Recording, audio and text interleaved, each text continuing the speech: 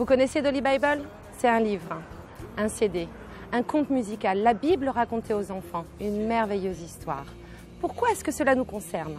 Eh bien, figurez-vous que Monsieur Ginesté, Philippe Ginesté, sans lui, ce projet n'aurait jamais pu naître. Alors aujourd'hui, je suis devant les studios TCV Productions et je vous emmène découvrir les coulisses de cette merveilleuse production. Alors vous me suivez? Allez, on y va. Bonjour. Ça va bien? Très bien, et vous? Ravi. Je suis très contente de vous voir parce que Dolly Bible, c'est vous. Et j'aimerais bien que vous me racontiez cette histoire. Ah, c'est un super beau projet. Alors le projet, c'était d'abord quelques chansons pour un projet de comédie musicale qui avait été initié par le compositeur de toutes ces chansons, Claude Morgan, et Pierre Delanoë, qui nous a quittés depuis, mais qui était très attaché à ce projet. Un projet qui n'a jamais vu le jour. Donc ce projet est resté dans des tiroirs pendant quelques années. Et puis, moi, j'ai entendu les chansons. Et je me suis dit que ce serait très sympa d'en faire un livre pour les enfants. Ça s'est fait très modestement, très naturellement, très normalement. Ça ne s'est pas fait comme quand on sort un disque traditionnellement avec un plan d'attaque, un plan stratégique. Voilà, ça s'est fait très simplement. Il y a quelques années, je suis passé au studio de Christian Montabrin, qui est coproducteur. Et il y avait là, dans le studio, avec Christian, une petite fille qui s'appelle Alice, que je ne connaissais pas. Et en fait, elle regardait mes émissions à la télé, elle était contente de me voir, donc on a passé un petit peu de temps ensemble, etc., etc. Et il s'avérait que Alice était la petite fille de Philippe Ginesté, des magasins Jiffy. Et donc Philippe a été touché parce que ça s'est bien passé avec sa petite fille, on a passé un moment sympathique. Puis des années plus tard, quand il a lancé son opération Jiffy a du talent, il m'a demandé de venir l'animer, ça a été un plaisir. Et puis on a eu l'occasion de discuter, il m'a parlé de ses affaires, je lui ai parlé de mes projets, je lui ai parlé de Dolly Bible, je lui ai dit je suis en train de faire un truc en ce moment, mais c'est un petit peu dur à démarrer, etc. Il m'a rien dit, et puis ils en ont parlé avec Christian Montabrin, et puis ils se sont dit tous les deux qu'ils allaient me filer un coup de main pour finaliser ce projet. Donc je dois beaucoup à Philippe. Philippe, il était formidable parce qu'il m'a dit allons, on y va. Et puis alors après, c'était la super aventure, quoi. Donc les artistes ont très vite répondu présent, donc on s'est dit que ça sentait bon, que les chansons étaient bonnes parce qu'ils étaient contents d'y participer, ils étaient contents de les interpréter. On a une belle histoire, on a des super belles illustrations. Je ne devrais pas appeler ça comme ça, mais on a un beau produit. Voilà, on a un beau produit pour les enfants. On a quelque chose qui n'a rien de religieux du tout, mais quand même un petit peu moral, mais pas religieux du tout. Mais au travers de ces pages-là, moi qui ai 2 enfants, j'ai fait passer les messages qu'il n'est pas toujours évident de faire passer à ses enfants. Donc plein de choses sympathiques, morales, d'éducation de base. Voilà, donc c'est d'abord pour rigoler, c'est un petit peu pédagogique, c'est très très très bon esprit. C'est beau et puis c'est une très bonne idée cadeau pour les fêtes, pensez-y. Dolly Bible, ce sont des textes, mais ce sont aussi des images. Et je vais vous emmener voir où tout a commencé.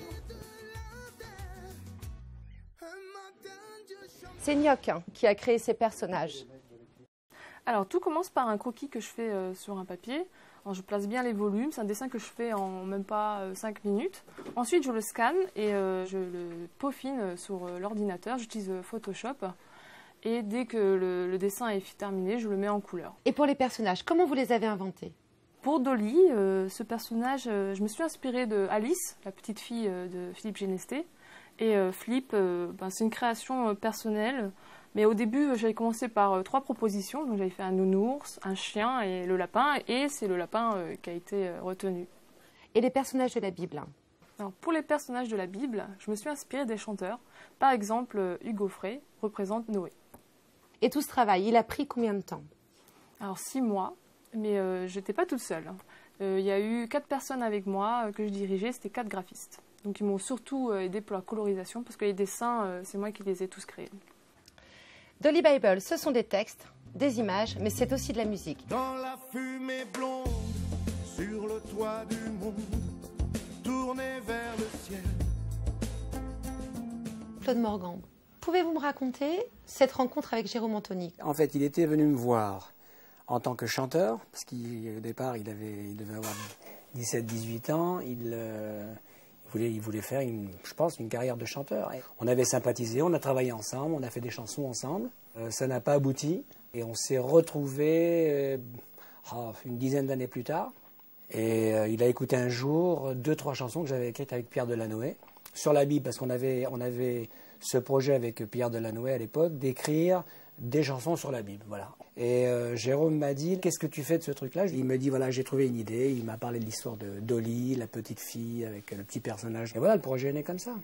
Et les artistes, comment vous avez fait pour les convaincre de vous rejoindre sur ce projet? Les gens ont adhéré au départ. Le premier qui a adhéré, c'est Michel Delpech. Et à partir de là, on a contacté les artistes que je connaissais, pour qui j'avais travaillé, comme Hugo Frey, comme Dave. Puis Jérôme a fait appel à ses connaissances de son côté. Et puis il a eu Amaury Vassili, Natacha Saint-Pierre, voilà, des gens que je connaissais moins. Hugo Frey, qui trouvait la chanson formidable, le projet formidable, mais bon, il avait beaucoup de choses à faire. Il m'a dit, écoute, c'est difficile, je pourrais pas... Je l'ai appelé plusieurs fois, chose que je ne fais jamais, parce que je savais que le personnage de Noé, c'était pour lui. Et quand il a fini d'enregistrer les dialogues et la chanson, il m'a dit, t'as bien fait d'insister, parce que je me vois bien dans le personnage de Noé. Le soleil est de retour. Nous venons de voir toute la partie artistique du projet. Maintenant, allons voir du côté de la production. Lorsque Philippe Ginestè m'a proposé ce projet avec Jérôme Anthony, j'y ai cru tout de suite et je trouvais ça formidable car c'est un concept très fort, une idée très originale et c'était un vrai défi de producteur. Notre plus grosse difficulté a été de négocier avec les artistes et les maisons de disques les contrats. D'ailleurs, on a épuisé 3 avocats qui nous disaient vous n'y arriverez jamais et on a réussi. Vous avez réussi, mais à quel prix? 1 an de travail, mais quel plaisir. Un matin, Dieu chanta de la lumière au soir. Dolly Bible, une belle aventure artistique et humaine.